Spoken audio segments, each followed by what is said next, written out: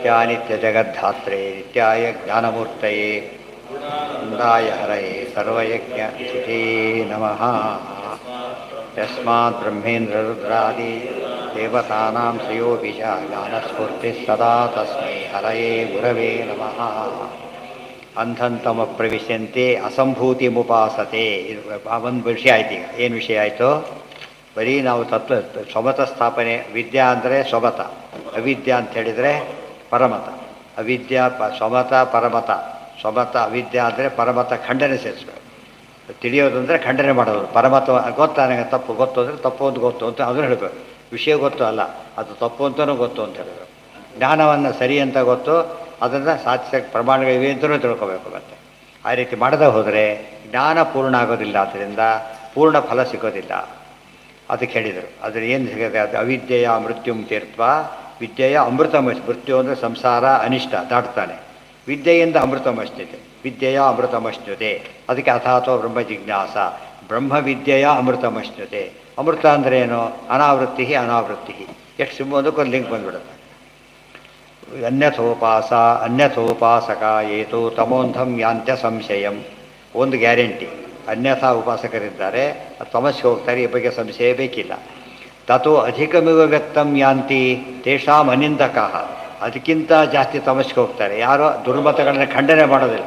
ನಿಂದಕರು ದುರ್ಮತ ಖಂಡನೆ ಯಾರು ಮಾಡೋದಿಲ್ವಲ್ಲ, ಅವರೇನವರು? ಹಿಂದೆಲ್ಲ ಈ ಕಡಿಮೆ ಆಗಿದೆ. ಹಿಂದೆಲ್ಲ ಮರಣದಂಡನೆ ಕೊಡಬೇಕಾದ್ರೆ ಎಲ್ಲ ಪಬ್ಲಿಕ್ಕಲ್ಲಿ ಕೊಡ್ತಿದ್ರು. ಎಲ್ಲರೂ ನೋಡಿ ಹಾಕಿ. ಯಾತಕ್ಕೆ ಅಂದರೆ ಆ ಬೇರೆಯವ್ರಿಗೆ ಎಚ್ಚರಿಕೆ ಬರಲಿ ಅಂತ. ಗುಟ್ಟ ಮಾಡಿದರೆ ಉಪಯೋಗ ಇಲ್ಲ.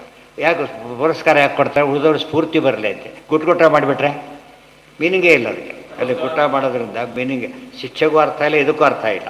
ಏನು ಮಾಡ್ತಾನೋ ಅವನೀಗ? ಎಲ್ಲ ನಾನು ಈ ಕೆಲಸ ಮಾಡಬಾರ್ದು, ಹೀಗೆ ಮಾಡ್ತಾರೆ ಗೊತ್ತಾಗುತ್ತೆ. ಕೈ ಕತ್ತರಿಸಿ ಕಳ್ತನ ಮಾಡಬಾರ್ದು. ಧರ್ಮ ಫಸ್ಟ್ ಕ್ಲಾಸಾಗಿ ಉಳ್ಕೊತಿತ್ತು. ಈಗ ಅದೇನಾಯಿತು ಅಂತ ಹೊರಟೋಯ್ತು. ಅದಕ್ಕೇ ಯಾರು ಇದನ್ನು ನೋಡಿದ ಮೇಲೆ ಎಂದು ಸರಿ ಹಾಂ ಇದೆ ಗೊತ್ತದು ಗೊತ್ತು. ಹಾಂ ಹೌದೌದು ಗೊತ್ತಿಲ್ಲ ನನಗೆ. ಕಲ್ಲು ಹೊಡೆದು ಹಾಕ್ತೇವೆ.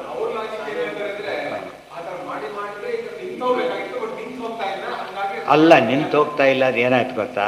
ಕರೆಕ್ಟ್. ಅದು ನಿಂತು ಹೋಗೋದು ಭಯ ಹುಟ್ಟಿಸಿದಾಗ ಒಂದು ಪೂರ್ತಿ ಮುಗಿಯೋದಿಲ್ಲ. ಇನ್ನೊಂದು ವಿಷಯ ಹಾಗೆ ಏನು ಮಾಡಬೇಕು ಅಂತ ಹೇಳಬೇಕು ಅವನಿಗೆ. ಏನು ಕೆಲಸ ಇಲ್ಲಪ್ಪ, ಹೊಡೆದಾಕಿದ್ರು ಅಷ್ಟೇ. ಕೆಲಸ ತೋರಿಸಿದ್ರೆ ಏನಾಗುತ್ತೆ? ಆ ಸರಿ ಹೋಗೋದು. ಅದು ಮಾಡಲಿಲ್ಲ. ಅದು ಎರಡೂ ಸೇರಬೇಕು ಅಂತ ಅದಕ್ಕೆ ಹೇಳಿರೋ. ದುರ್ಮತ ಖಂಡನೆ ಆಗ್ಬೋದು, ಸನ್ಮತ ಸ್ಥಾಪನೆ ಆಗ್ಬೋದು.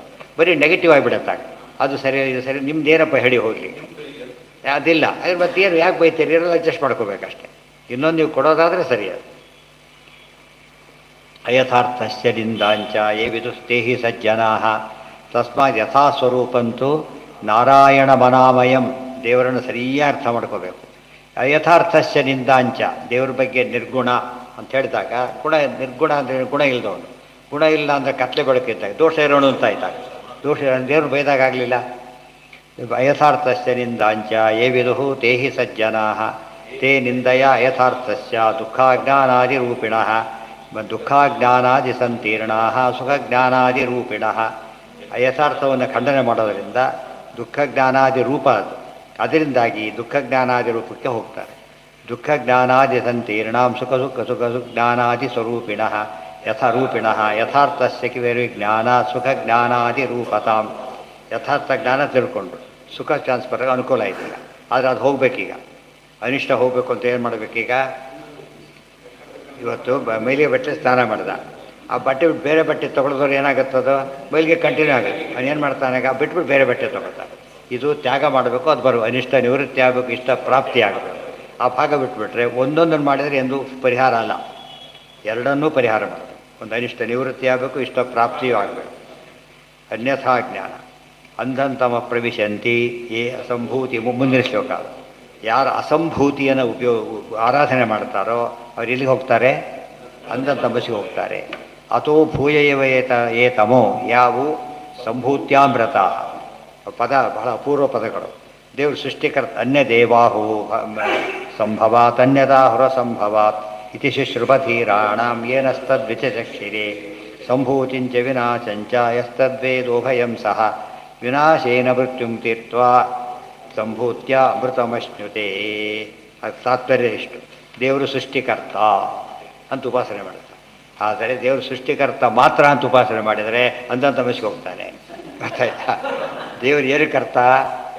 ಲಯಕರ್ತನೂ ಹೌದು ಅಂತ ಹೇಳಿದ್ರು. ಲಯಕರ್ತನೂ ಹೌದು. ದೇವ್ರಿಗೆ ಒಂದು ದೋಷ ಬಂತಲ್ಲ ಈಗ. ಜನ್ಮಕರ್ತ ಅಂತ ಸೂತ್ರ ಇಲ್ಲ.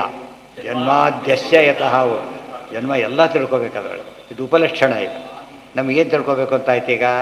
ಸೃಷ್ಟಿಕರ್ತನೂ ಹೌದು, ಸಂಹಾರಕರ್ತನೂ ಹೌದು ಅಂತ ಅಷ್ಟೇ ಆಯಿತು ಅಲ್ಲ, ಮಧ್ಯದ್ದೆಲ್ಲ ತಿಳ್ಕೊಬೇಕೀಗ. ಅರ್ಥಕರ್ತ ಅಂತ ಆಗಬೇಕು. ಇದು ಏನಾಯ್ತು ಅದಕ್ಕೆ?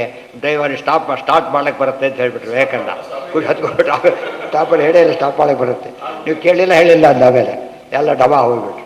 ಎರಡು ಬರುತ್ತೆ ಅಂತ ಹೇಳಬೇಕು ಅವರಿಗೆ.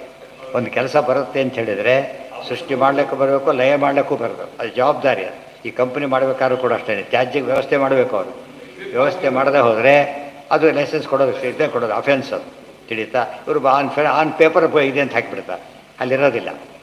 ಕೊನೆಗೇನಾಗುತ್ತೆ? ಜನ ಸಾಯ್ತಾರೆ.